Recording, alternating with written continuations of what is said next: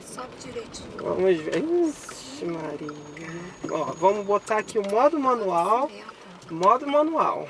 Ó, ó. Ai, meu Deus. Ai, meu Deus. Ó, lá vai ele. Lá vai ele. Ai, cacete. Ele não vai. Mas ele foi. Cimento muito grosso. Mas patinou.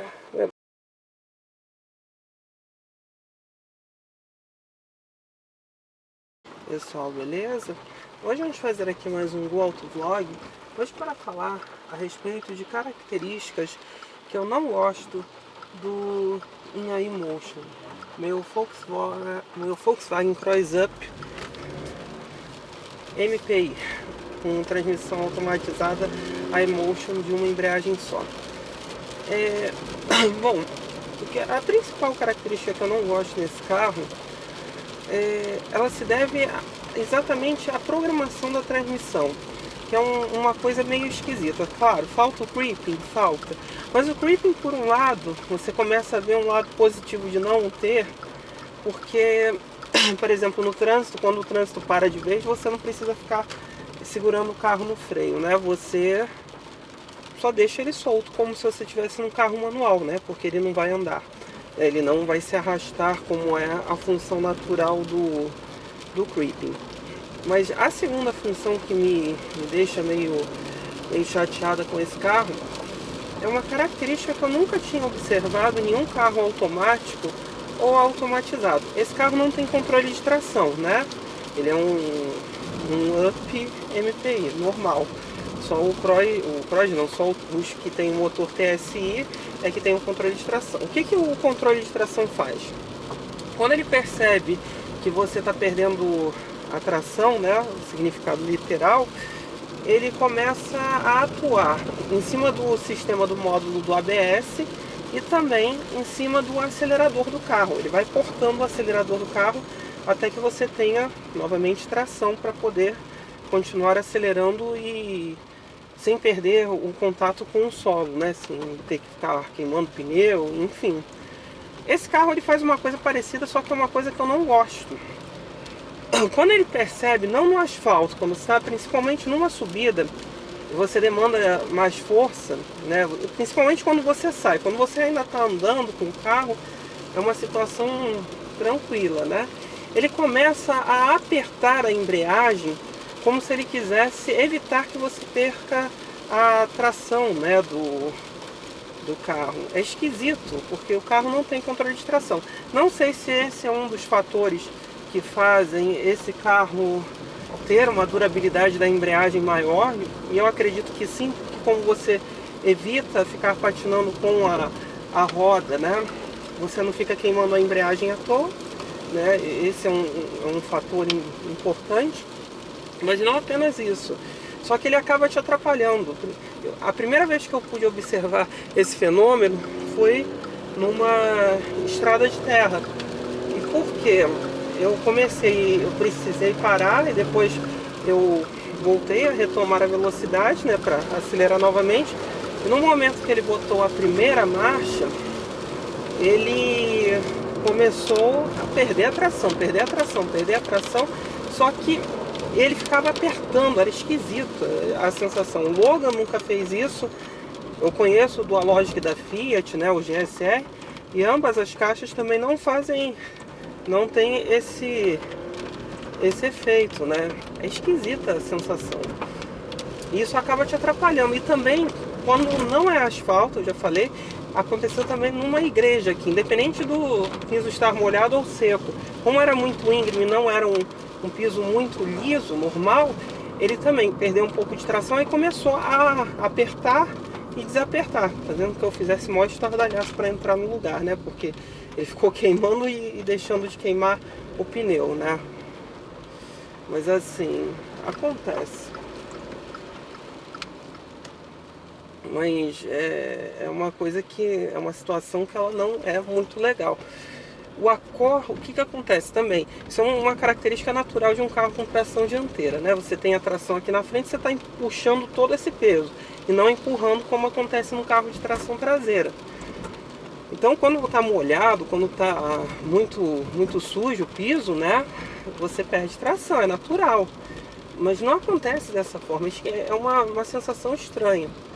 Mas eu acredito que sim, tenha algum efeito positivo na proteção da embreagem, quanto à durabilidade que a gente tem visto, né? E o índice de defeitos muito menor também, né? Nos carros com esse tipo de transmissão.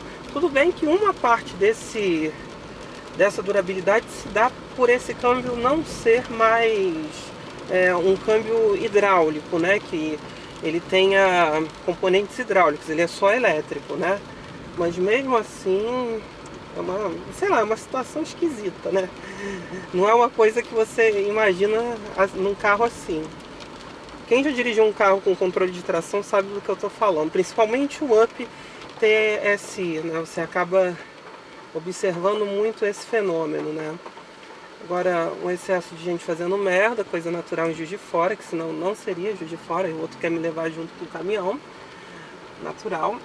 Mas enfim, são características curiosas, né? Curiosas não, chatas mesmo. Mas no desempenho geral, para o qual esse carro foi projetado e pensado, que é no ambiente urbano, ele vai tranquilo, mas sem nenhum problema muito grave. Entenderam? Eu vou ver se vou ter espaço para mostrar esse efeito esquisito que ele faz, para poder deixar ele registrado, porque eu acho válido sim, da pessoa que está pretendendo comprar esse carro também ter noção de que esse carro faz esse tipo de coisa. Uma outra coisa que eu acho que faz falta, exatamente por ele ter um câmbio automatizado, sim, é o Hill Holder. Por quê? O Hill Holder, ele acaba te facilitando principalmente nessas saídas, né? Porque ele segura um pouco o freio do carro e sai. Então você não cria esse efeito de distracionar e tal. Muita gente vai reclamar, só que eles melhoraram isso nessa geração, né? Nessa versão mais atualizada, que é o contagiros muito pequeno, né? Agora tem um contagiros decente, né? E o computador de bordo ficou também muito melhor com aquela tela grandona, né? Eu acho que uma outra característica, eu não sei se teve vídeo do Clio eu falando em dia de chuva, né? O Clio, ele não tinha nenhum forro acústico aqui no teto. E aquilo parecia uma escola de samba quando chovia assim, né? Esse carro tem. Você não sente tanto o ruído da chuva quando está chovendo, né? No teto do carro. Isso é uma característica positiva, né? Agora, essa parte da embreagem, né, desse sistema é muito esquisito. Ele te deixa às vezes em umas situações que não são tão legais, né? É um carro econômico, é um carro prático, ele anda bem para o tamanho do motor e para o tipo de transmissão que ele tem, mas essa situação não é agradável, entendeu? Até porque eles querem tanto proteger a embreagem dele que eles podem acabar deixando de proteger, porque se for uma subida muito longa e ele for perdendo a tração toda hora, aperta, desaperta, aperta, desaperta, eu acredito que também vai esquentar. Talvez esquente menos a embreagem, isso é verdade. Realmente é uma coisa que eu ainda não tinha refletido, porque, por exemplo, você está num subidão, como aconteceu uma vez no Rio, né? Que tem uma ladeira no Cosme Velho, não é a ladeira do Ascurra, não. Eu não lembro agora o nome, que é uma ladeira que vai levar até Santa Teresa. Ela é muito íngreme. Então, com esse tipo de tempo, o carro com tração dianteira, qualquer que seja, sofre pra cacete, porque paralelepípedo e o carro patina muito, né? Você acaba não conseguindo subir, literalmente, né? Só um carro com ou a tração traseira ou uma tração integral. Então, o que acontece? Quando você está com um carro manual, um carro automático, enfim, mas um carro manual, que é uma coisa muito parecida com esse carro, uma dupla embreagem, você vai acelerar e ele vai ficar distracionando com a marcha engrenada e fazendo sobreaquecer a embreagem direto. E queima mesmo, você consegue queimar um disco de embreagem ali tranquilo, tá? Você precisando subir e não conseguindo subir, né? Então, assim, realmente, se ele ficar apertando e tirando, talvez isso proteja mais. Ou então, diminua esse efeito da destruição do disco de embreagem, algo que eu ainda não tinha refletido. Mas continuo achando que é uma coisa muito esquisita, porque não é aquela coisa natural, né? Quando você está numa subida íngreme e você quer subir a todo custo, né? Precisa subir. Eu até esqueci de fechar esse negócio, agora que eu lembrei. você normalmente, qual é o ato natural? Você vai acelerar, no momento que você perceber que vai distracionar, você não vai apertar a embreagem de novo não. Você vai manter a aceleração, talvez botar uma segunda marcha, que aí eu acho que também seja esse clique que falta nesse carro. Esse carro, ó, a gente está em drive, né? Porque eu estou no trânsito normal, ó. Eu estou tentando engrenar a segunda, ele não vai engrenar. Ele só engrena a segunda marcha quando ele está andando. E isso daí era um dos efeitos interessantes do Easy R ou do Dualogic. O Mob também faz isso, tá? Ele não sai da primeira quando você está parado, né? Que é outra forma de você proteger a embreagem, né? Se assim a gente pode dizer. Mas num caso de distracionamento ou perda de aderência, essa questão de você poder engrenar uma marcha superior para não perder tanta aderência, ela é muito interessante sim. Tá? E o Accord também sofre da mesma coisa, por incrível que pareça, porque o Accord não tem modo manual, né? Então ele sempre sai que sai, tá? Então você vai perder a tração. Mas o que acontece? Ele tem controle de estabilidade, controle de tração, então ele vai se comedindo, né? Mas eu acho errado também o sistema no caso do Accord. O modo manual ele é sempre necessário, né? Porque ou então, já que não querem botar um modo manual numa epicíclica comum, que botem então aquele modo de você engrenar a primeira ou a segunda marcha, pelo menos, né? Que é o sistema de trilho, que também funciona bem, né? Que nesses casos realmente acaba se tornando necessário, né? Para você evitar o distracionamento e forçar muito o carro, né? Mas enfim, esse eu acho que é talvez o problema que eu ache mais crítico do Up, né? No restante, muita gente critica a saída do ar central, mas eu acho que quem critica nunca andou num carro desses, porque funciona muito bem. E para mim ele é muito lógico, tá, esse sistema, porque se vocês já viram todos os meus vídeos, eu sempre que agora eu tô fechando porque me pediram para fechar, porque entra ar na câmera e fica no microfone, né? Fica fazendo aquele barulho chato. Mas eu sempre boto as saídas viradas para cima. Por quê? Você joga o ar quente para baixo, né? E vai dominando com o ar frio a cabine. E essa parte daqui é interessante porque ela refrigera muito bem o banco traseiro, mesmo esse carro não tendo um sistema de refrigeração próprio traseiro, né? Não tem uma saída central para o banco de trás. Então eu acho isso daqui muito válido e acho bem projetado. Muita gente critica. Até pela posição, porque agora voltou a moda de botar aquele ar-condicionado, entre aspas, gela-saco, né? Que é aquele ar-condicionado baixo, né? Ar-condicionado não, saída de ar baixa, que ela não consegue dominar a cabine inteira, né? Então eu acho que assim, a saída de ar sempre tem que ser alta para facilitar o sistema de ventilação. E além de ser bem sempre alta, né, para facilitar isso, essa daqui funciona muito bem. Né? O ar-condicionado, eu acho que o ar-condicionado dele é até superdimensionado para o tamanho do carro, porque gela muito rápido. Você não espera isso de um carro desse tamanho, não precisaria de tanta potência, né? Mas é legal você ter um ar-condicionado forte, principalmente no Rio. Aqui é quase... a gente acaba quase não usando, né? Porque faz frio, chove, né? Outra característica que eu acho negativa, mas que tem um lado positivo, é esse sistema de admissão dele, né? O duto de admissão de ar, muita gente vem me falar, né? Quando eu mostrei o motor do carro, que ele é virado para dentro do carro. Mas em dias como hoje, que caiu um temporal durante essa madrugada, o outro quase bateu com a bocha da Picasso no Compass. As pessoas aqui dirigem que é uma merda, nunca vi. Mas no Rio de Janeiro também é merda, mas aqui você fica assustado, né? Enfim, mas o que eu tava falando mais pra vocês? Eu até perdi a linha de raciocínio. Mas enfim, do defeito mais crítico eu acredito que seja esse dessa parte da tração. Dos defeitos que ele apresentou agora nesses quase 6.000 quilômetros, é um defeito crônico dos primeiros modelos, que é esse ruído no freio.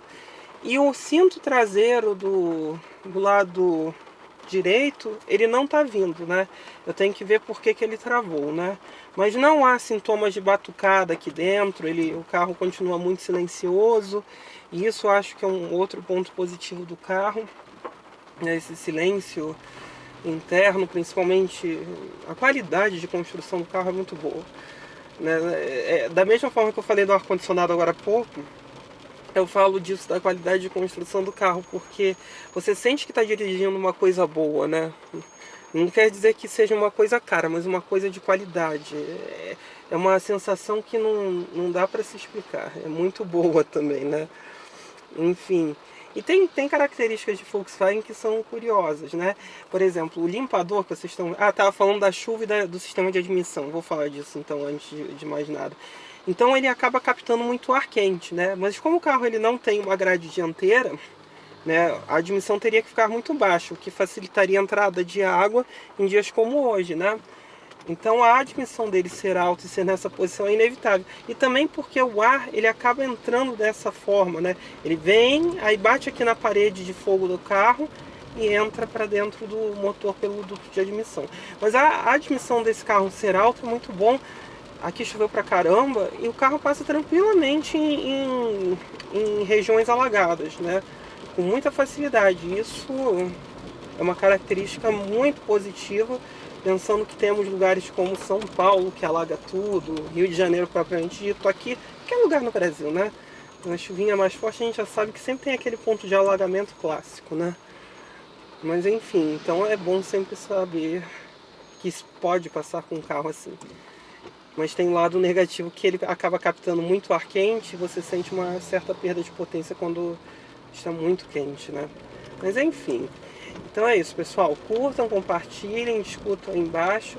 Esse foi mais um videozinho do Up, do In Motion, tá bom?